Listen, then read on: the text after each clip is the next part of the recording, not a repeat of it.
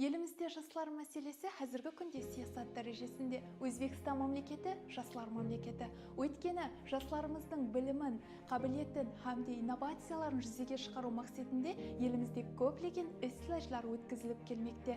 Бұған айқын мысал етіп айтатын болса, қазіргі күнде елімізде стартап жобалар таңдаулары жүзде көп өткерілмекте. Бұл стартап жобалар таңдауына мен де белсенді қатынасып жатырмын һәм сыйлы орынларды алуға миссар болып жатырмын.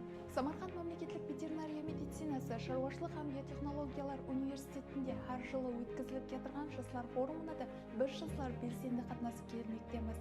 Һәм біздер топтарымызбен біргелікте бірінші курсымыздан бастап қазіргі уақытқа дейін 3 жыл давамында сыйлы бірінші орынды иелеп келдік. Және де жастар форумында өткізілген театр студия жөнелісіндегі таңдауға да белсенді қатынасып сыйлы бірінші орынды алуға ерістік. Жастарымыз қайсы тарауда жетіскенлікке ерсемен десе, олар үшін имканият есіктері ашық. Біз жастарға жаратылған имканиятлар үшін президентімізге терең minnettarchilik bilдіремін.